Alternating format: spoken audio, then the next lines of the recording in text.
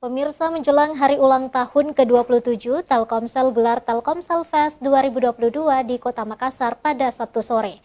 Acara tersebut sebagai bentuk apresiasi kepada pelanggan setia Telkomsel di Kota Makassar.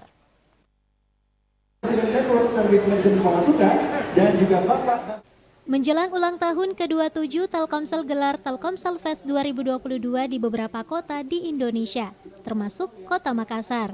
Acara tersebut digelar dalam rangka menghadirkan beragam pengalaman digital sebagai wujud apresiasi untuk kesetiaan pelanggan di momen HUT ke-27 Telkomsel.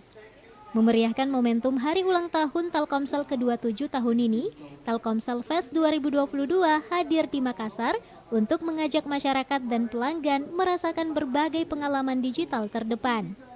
Telkomsel Fest 2022 merupakan kegiatan yang bertujuan untuk mengapresiasi kepercayaan para pelanggan dengan memberikan beragam keistimewaan bagi seluruh pelanggan Telkomsel.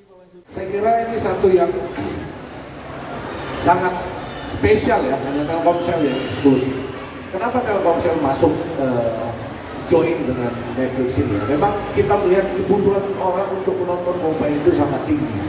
Contoh kayak saya ya, menonton di pesawat gitu ya, kita bisa download di Netflix kan, sehingga waktu 2 jam di pesawat itu kita bisa tutupin dengan menonton Netflix dengan mobile.